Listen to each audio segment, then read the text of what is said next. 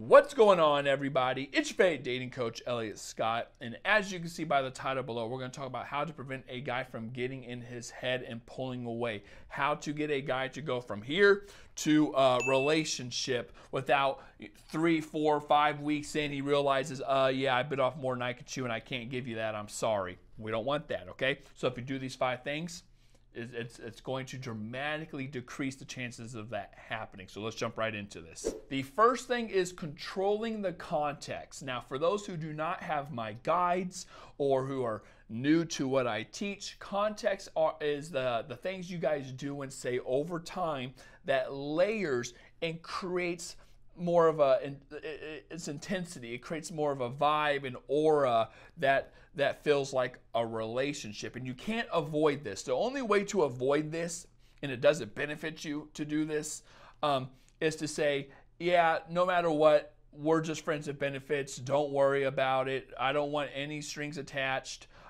Just hang out, have fun, hook up. You don't have to worry about me asking or liking you or wanting to be your boy or a girlfriend. But you don't want to do that, obviously. That does not work for you. With that being said, context is neutral. It's not good. It's not bad. It just depends on the people. If you want the same thing, whether it's friends with benefits or it's a relationship, it's going to work well. If you guys want different things, meaning one person wants a relationship, one person doesn't, over time, it's going to blow up in your face. So how do you control the context? Again, context is the things that you guys do and say. So it's pretty much everything I'm going to talk about in this video, the other points, but it's controlling the pace. It's who's showing more interest. It's, are you moving at his pace? Are you falling for his tricks? Who's asking who out? Who's asking to see who? How soon do you sleep with him? Are you biting onto the bullshit he tells you? I always tell women that it's the bigger picture. It's when you step back and you look at everything and you're like, okay, yeah, this is moving really fast. That's context. These things are layering up and I don't know how to control them. That's context. If things are out of your control, and they're moving really fast, the pace is moving really fast, and you're going along with it, you're probably not controlling the context. But again, if you want more information on that, check out my guide down below. I talk about that kind of stuff in detail. Context is really, really important to master. The second thing is a concept I call intent versus premise. And what this basically states, and again, this is part of framing and context and stuff, but what this basically states is there's a difference between going to a guy and letting him know you want a relationship with him versus wanting a relationship in general. If you and I were to have an interview for a job, right? I'm the boss or manager and you're coming to me for the job, and I know that I want to hire you. Like, you're who I want. I don't want anyone else. You're exactly what I'm looking for. That gives you a lot of negotiation power when it comes to salary and other things. That gives you a lot of negotiation power with vacation time, time off, pay time off, all that stuff, okay? Because you can tell I really, really, really, really want this outcome versus me having a job opening that you're interested in and you're applying for the job just as another, dozen people are, and I'm picking the best from that options or from those options. Dating is no different. When you're talking to a guy, there has to be a man and woman interaction, meaning, flirtation, banter, quick wit, chemistry, things like that. But you should never let a guy know that you're only talking to him. You should never let a guy know that you're interested in him the most and the other guys are just kind of or that you want a relationship with him.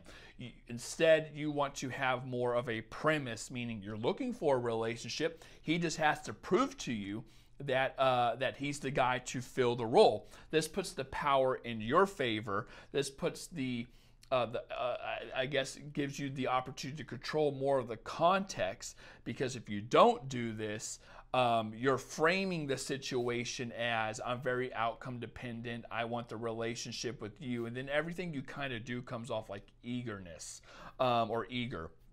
And if he sees this and he realizes what's happening, he might take advantage of the situation. Not only that, like I said, it creates context. It will get a guy in his head because he feels like everything he's doing now is building up towards a relationship, because obviously that's what you want, and you really want that with him. I just had a client who was going through this, and this was the problem. She made it too easy, too available, too abundant, too eager, too everything for this guy, and no wonder why he wasn't committing. They've been on like 24 dates, like over 20 dates, but they didn't transition to a relationship. She didn't play the game right, and then halfway through the guy got in his head and ended up pulling away.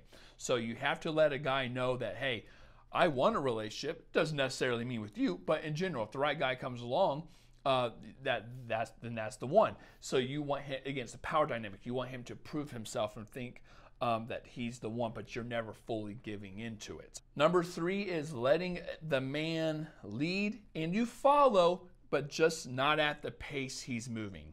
So if you're talking to a guy and he asks you on a date Saturday, you have a fun date, and he says, that was great, what are you doing Sunday? What are you doing tomorrow? Do you want to see each other again? Don't do that. Don't go at that pace. Tell him to ask you later on in the week. Say, hey, I actually have something going on Sunday, but ask me later in the week and we'll get together. You want to control the pace. You want him to still lead, and you don't want to be cold. You don't want to be a bitch. You don't want to play any games or pull back. You just don't want to go as fast. If he's going 0 to 100, and I'm not saying to tell him to let his foot off the brake, but you kind of have to slow it down to where it's 70. And the way you do that is go along with it, but you're not feeding into it as much. If he's asking you on dates so fast, don't go on those dates every single time, especially if they're back to back or there's only a couple days in between. If he's texting you all these mushy lovey-dovey things, don't feed it back and call him babe, or say, I feel that way too. Oh, I'm thinking about you. And then then you say, oh, really? I'm thinking about you too. Or I miss you, or I wish you were here. Don't say that shit. Let him come to you. The way you reciprocate this is by going on the dates with him. Not all of them, or I guess you could all of them, but not if they're moving really fast. 1 or 2 a week. Okay. And there has to be at least 4 or 5 days in between them, in my opinion. But is to go on these dates and then reciprocate, hang out, have fun, be a little flirty, but do not go at such an intense pace. It will blow up in your face. The guys always do this. It's like love bombing, basically. They'll love bomb you.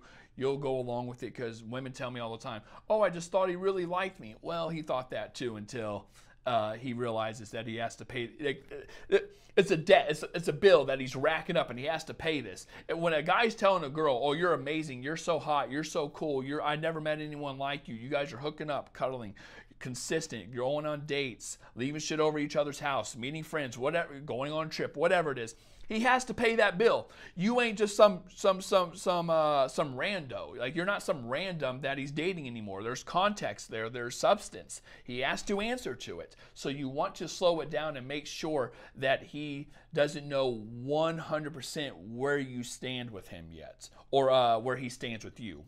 Number 4, cutting him off completely if he does try to pull this bullshit. That does not mean chase. That does not mean, trying to get some type of validation because he's pulling some bullshit. And I'm not saying you can't reciprocate initiating or reaching out, but if you can tell that a guy is pulling away and acting different, do not chase, okay?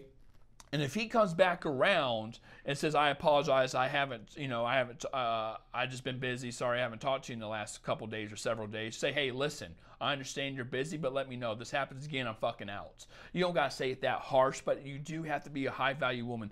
There has to be a repercussion to a guy pulling this bullshit. And again, you don't have to be as harsh as I just said. You can say, no, I understand, everyone's busy, but listen, I do like some type of consistency, so that next time you can let me know.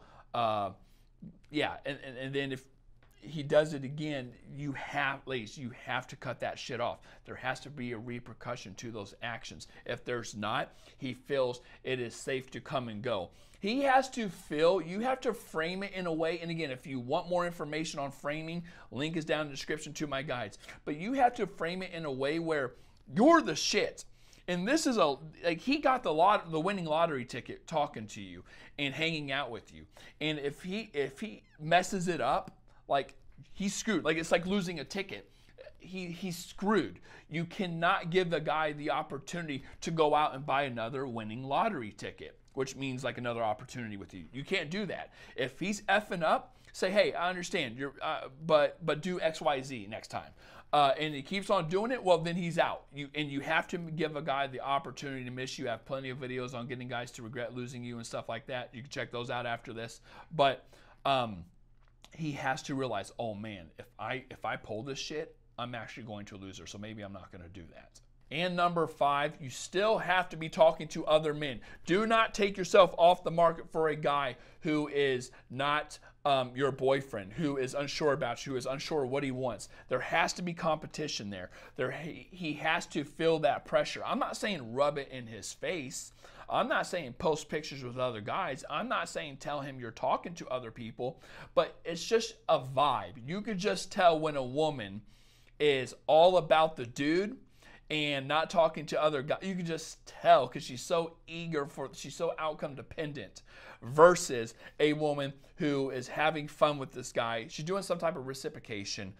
She's flirty, fun, and things like that. But you can tell she's not all in. She's weighing her options. You really want to give that vibe off. If you do, you're going to be so much better with men than giving men the power by saying, I'm not talking to anybody else, or let me know if, are we only having sex with each other? I don't want you to have sex with, which I agree with that, but you don't want to have any type of exclusivity talk if he's not your boyfriend, okay? You don't want to be taking yourself off the effing market. You don't want to be cutting down on other men and focusing all on him. There needs to be competition. He needs to realize that, going back to intent versus premise, there's many people trying to fill this job slot of being your boyfriend. Because if you take everyone else off the roster and you're only talking to him, he's going to take you for granted and he's going to take advantage of that situation. Trust me, ladies. So with that all being said, if you want more information on this, please check out my guide down below, or you can get a one-on-one session with me. Link's going to be down there also. Ladies, I love you all. Take care and peace.